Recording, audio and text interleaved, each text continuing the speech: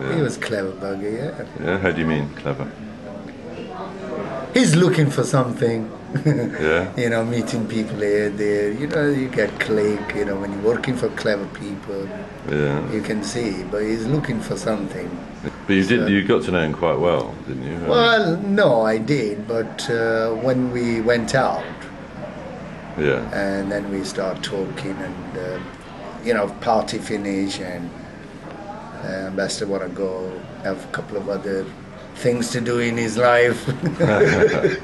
Yeah. So I said, okay, we took him, and then it was really heavy raining, and well, I parked the car outside, and Ambassador went do his business, yeah. or you can say hanky panky, whatever. Yeah. And I was sitting in the car, Yeah.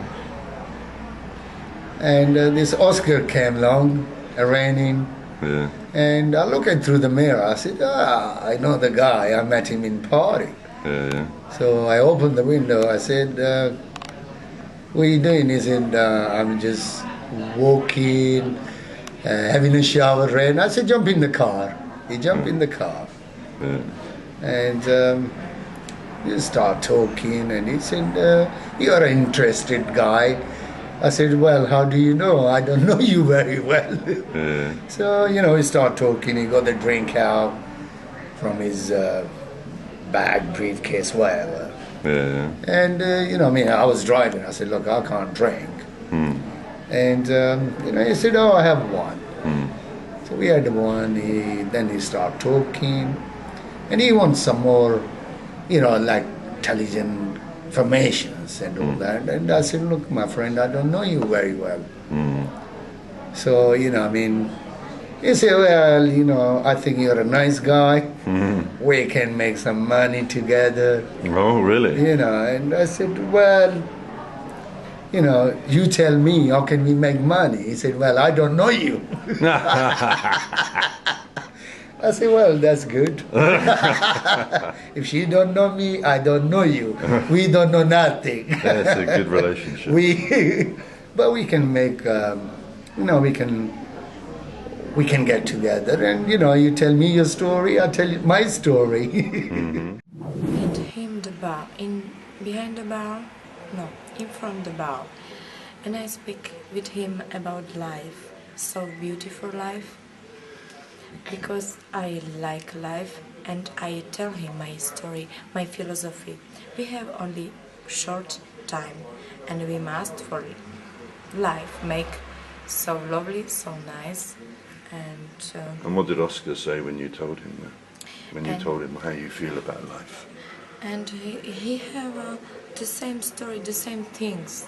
And after with him good meeting, I think so, good feeling with him, and we start some relationship. I just felt very at ease with him. I felt he was a similar background to myself. Oh, really? You know, I didn't feel he was. Actually, I think there was a slight American accent at some point. I sort of felt there was a tinge, and I thought, oh, I bet he's something really exotic, like a bit of a kind of American James Bond. I thought that would be quite... So you thought he was American, yeah? Well, I thought he was, but that was only because I'm used to such English accents. There was just a slight accent, and I'm terrible at accents. He was probably from Birmingham. You know, I mean, God. You know. But, yeah, well, it was never an issue where he came from. For me, it was never an issue. I just felt safe. And, I think I just wanted... I think it was the time in my life when I wanted someone to trust. He was there, and it was only afterwards, really, that I started to... A few little things happened, a few little mysterious things, you know, like when he disappeared for a few days. And I suddenly started to think about things like, God, you know, maybe he is a bit of a James Bond, you know, maybe he's something like a CIA or something. Right. Because you never know, do you? You never know in your life. You meet all these people. I mean, I meet thousands of people, and I just thought, well, you know, I'm taking this guy on face value, and maybe there's a bit more to him than, you know, than you first think. But it didn't bother you that you didn't know No, that I always much felt about safe. I think that's, if I had to describe him, I think I'd just say he was a very warm person, very caring, and I think he was probably quite good in bed. Did you sleep with him? No. You didn't? No, well, not immediately. Do I have to answer that, really? Because I think that's a bit personal. No, you don't have No. to. No. But I suppose by not answering it, it says yes. Well, it's okay. I can make it up afterwards, and yeah, I think people are just assume, you know. But anyway, Well, the thing is, the trouble is, they see me and they think it anyway. So my philosophy now is, if they think it, I suppose I might as well do it. Well, I was in upstate New York. I was going to a golf tournament with old CIA, new CIA guys, and we were in the golf club and round about where the gym is, and I happened to see this young woman, and I knew her, from work, because she was the daughter of one of the senators, Republican senators, and so, naturally, I just said hi, and this guy Oscar was hanging off her, and hanging off her. You mean he was? Well, you could see that the guy was doing, Dianne is a nice-looking woman, Okay. Don't get me wrong, but he was obviously interested in her. And did you speak to her? Did you speak to her or him at that time? Well, I spoke to her mainly. She introduced me to him. He looked, an unusual kind of guy. Yeah.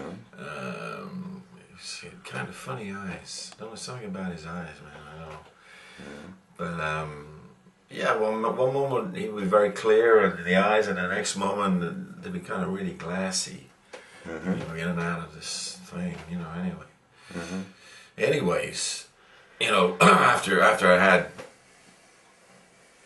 a round of golf and the shower and this and that, I ended up in the sauna. And this guy Oscar, he came in. And, cut a long story short, we just got into a conversation about stuff, and I really liked the guy. He was okay, he was okay. He told me, a few things of stuff he'd been involved in, and like he liked hunting and. So, what accent would you say he had? Well, it's difficult to pin him down, really. Did he say where he was from, for example? Well, he mentioned a few places, but I mean, he kind of sounded a little bit like me, which is a little bit disturbing. I mean, not straight off, but as we went on further into the conversation, he seemed, it was a bit like talking to a mirror sometimes, which was interesting, of course, but yeah, it's a little bit freaky, Yeah. He was sitting at a table next to me, and he had a map, and he had some books and things, and I looked up at a particular moment, and he caught my eye and just asked me a question about where something was. And there was just something about him that I kept talking to him. And did you think he was a tourist? Is that? Yeah. I mean, he obviously didn't know his way around. He was, he was. But there was something. I mean, most tourists, I blew off as quickly as I can and get back to whatever I'm doing. But there was just something about him, and I can't put my finger on it, and that made me want to keep talking to him. Most people who, especially a man, who don't know what they're doing or where they are embarrassed about it. And so they have all this behavior to hide that. And he was confused, he was lost, but he wasn't embarrassed about it. He was very natural and comfortable with himself. And this was, I'd never seen anything like this before. And so I was curious. And so as a result, I wanted to offer more information and more help. I felt a little protective. I felt I wanted to take care of him, kind of. In a motherly way. Yeah, he was. And also, and the funny thing too was that I just felt like I knew him. This was the weird thing. I really, really felt like I knew him.